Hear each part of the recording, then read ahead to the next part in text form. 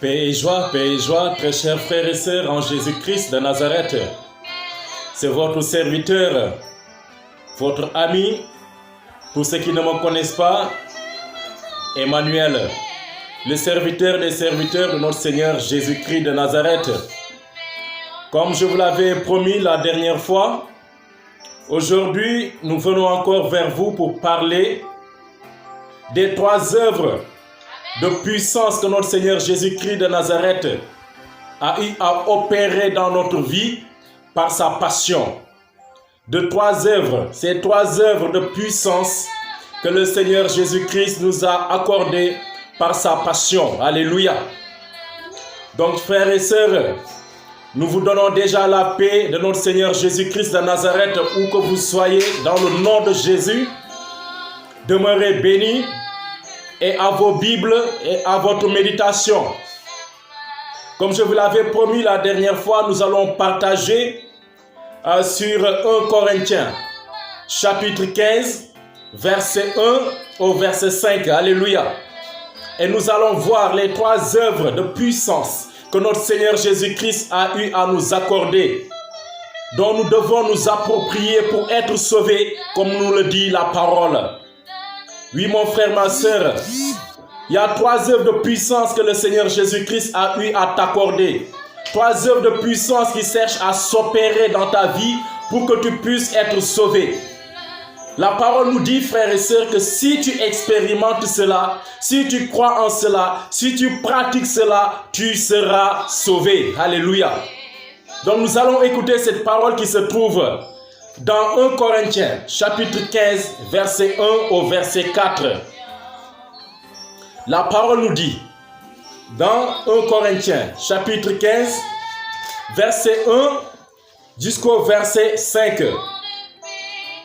Je vous rappelle, frères, l'évangile que je vous ai annoncé, que vous avez reçu, auquel vous restez attachés, et par lequel vous serez sauvés, si vous le retenez tel que je vous l'ai rapporté et annoncé. Alléluia. Autrement, vous auriez cru en vain. Je vous ai transmis en premier lieu ce que j'avais reçu moi-même. Christ est mort pour nos péchés, selon les Écritures. Il a été enseveli, il est ressuscité le 3e jour, selon les Écritures. Alléluia, il est apparu à Céphas, puis aux 12. Alléluia, nous bénissons le Seigneur, frères et sœurs, pour cette parole. Et le premier point de notre partage, frères et sœurs, ce soir, c'est ce premier point, cette première œuvre de puissance que notre Seigneur Jésus-Christ a eu à t'accorder par sa passion. Il est dit, sur la base de la parole de Dieu, au verset 2 jusqu'au verset 3. Je vous ai transmis en premier lieu ce que j'avais reçu moi-même. Christ est mort pour nos péchés selon les Écritures. Oui, frères et sœurs, Christ est mort pour tes péchés. Pour mes péchés à moi, pour tes péchés à toi. Si Jésus-Christ, mon frère, ma sœur, est mort, Christ n'est pas mort pour lui. Christ n'est pas mort pour lui. Christ est mort pour toi. Christ est mort pour ta sœur. Christ est mort pour toi parce que tu étais appelé à être condamné au bois de la croix. Parce que Satan était en train de revendiquer ta vie. Satan était en train de revendiquer la vie des créatures de Dieu. C'est pour cela, laissant le péché venir dans le monde, Satan en a profité pour nous inculquer des valeurs qui ne confessent pas le nom de Dieu, pour nous pousser à commettre des exagérations sur la base de la parole de Dieu. Satan utilise tout ce qui est contre la volonté de Dieu pour nous les mettre devant nous, afin que nous puissions marcher dans le péché, dans le mal, et pour attirer la malédiction et la condamnation dans notre vie, jusqu'au moment où il va nous acheminer en enfer. Parce que frères et sœurs, sachez une chose, l'homme de Dieu, c'est-à-dire les créatures de Dieu, ne peuvent pas être rétrogradés au même niveau où Satan est. L'homme de Dieu, la créature de Dieu, à chaque instant, à chaque seconde de ta vie, tu peux te rapprocher de ton Seigneur et de ton Dieu. Chaque seconde, à chaque instant, tu peux te rapprocher de ton Seigneur et de ton Dieu, ce que le diable ne peut pas. Alléluia. Oui, le diable ne peut plus se rapprocher de Dieu parce qu'il a quitté son trône. Alors toi mon frère, toi ma soeur, à chaque instant, à chaque seconde de ta vie, tu peux te rapprocher de ton Dieu sur la base de sa parole. À chaque instant, tu peux te repentir, te convertir et revenir à ton Dieu, ce que le diable ne peut pas faire. Voilà pourquoi il t'a déclaré une guerre pour acheminer ton âme en enfer. Notre Seigneur Jésus, sachant cela, il est venu pour toi mon frère, il est venu pour toi ma soeur, pour briser le péché, se faire pécher et clouer le péché sur la croix. Il est venu prendre tes péchés, le mettre sur lui et aller le clouer à la croix. Lui qui n'avait pas de péché, nous dit 1 Jean. Jésus-Christ n'avait pas de péché. Jésus-Christ était un homme saint, pur. Donc si Christ est mort, c'est pour ton propre péché.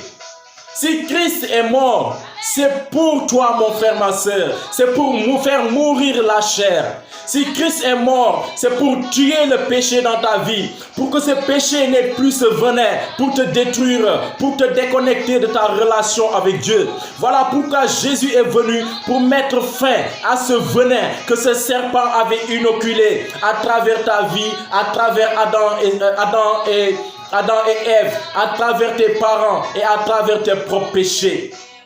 Jésus-Christ est venu pour mettre fin à toute cette transmission de péché dans ta vie. Il est venu prendre tes péchés, les péchés de ta conscience, les péchés que tu as à commettre dans le silence, les péchés que tu as à commettre envers ton frère, envers ta soeur, tes péchés qui t'empêchent de dormir, ce péché auquel tu penses tous les jours. Ces péchés que l'ennemi vient toujours mettre dans ta mémoire, le Seigneur Jésus est mort pour cela. Oui, frères et sœurs, Jésus-Christ n'avait pas de péché. Si c'est fait péché, c'est pour toi, pour que tu sois purifié, pour que tu sois lavé, pour que tu sois intact. Si Jésus-Christ s'est fait péché, c'est pour mettre encore, de nous faire entrer dans une nouvelle alliance avec Dieu. Il a pris ce péché, il l'a cloué à la croix. C'est cette première œuvre que Jésus a fait pour toi. Il a pris ton péché. Reconnais cela, crois cela et tu seras sauvé mon frère, ma soeur. Et nous allons voir, pour confirmer cette parole, ce que nous dit 1 Jean. 1 Jean, nous allons voir ce que nous dit 1 Jean, frères et sœurs. 1 Jean nous dit, et frères et sœurs en Jésus-Christ de Nazareth, nous allons le voir. Allez à votre Bible, frères et sœurs.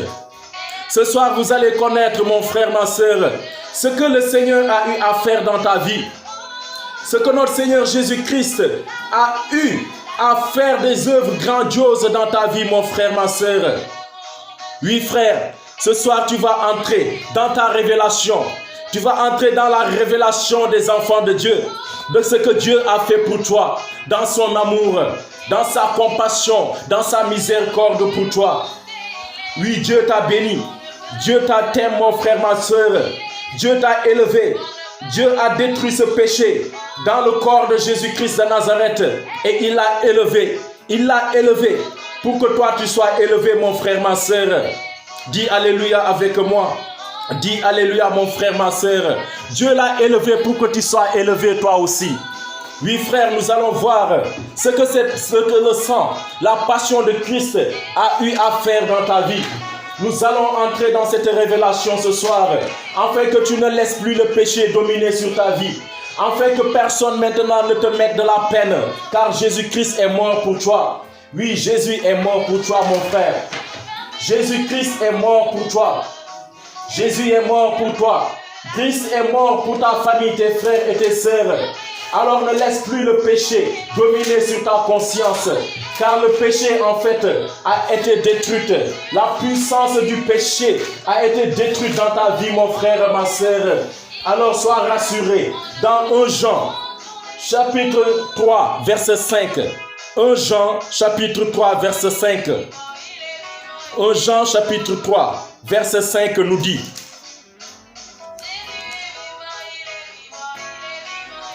mais vous savez que lui a paru, Jésus-Christ a paru pour enlever et pour détruire les œuvres du diable. Mais vous savez que lui, Jésus-Christ, a paru pour enlever les péchés. Et il n'y a pas de péché en lui. Il n'y a pas de péché en Jésus-Christ. Il n'y a pas de péché en Christ. Et du moment où Christ a pris les péchés en lui, effectivement, mon frère, ma soeur, absolument, il n'y a plus de péché en toi. Si tu crois en cela, tu es béni et tu es sauvé.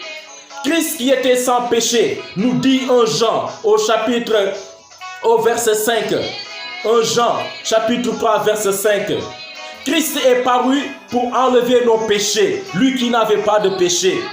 Christ a paru dans ta vie pour prendre tes péchés. De la même manière que lui était sans péché, du moment où le Christ a pris tes péchés, toi mon frère, ma soeur, en ce moment mon frère, bénis Dieu parce que tu es plus sans péché. Tu n'as plus de péché mon frère, ma soeur, toi qui crois en Jésus-Christ. Le diable veut te faire connaître, comprendre le contraire. Il va toujours te rapporter les choses anciennes, les pratiques anciennes, tes péchés anciens. Mais aujourd'hui, le Christ a pris tes péchés.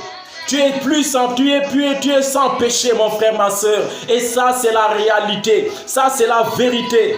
Du moment où tu as confessé le nom de Jésus-Christ de Nazareth, du moment où tu as eu à quitter ton péché, ne te souviens plus du passé. Considère cet instant présent avec ton Seigneur Jésus-Christ qui a pris tes péchés, qui les a cloués à la croix et qui t'a rendu cette dignité dans les enfants de Dieu.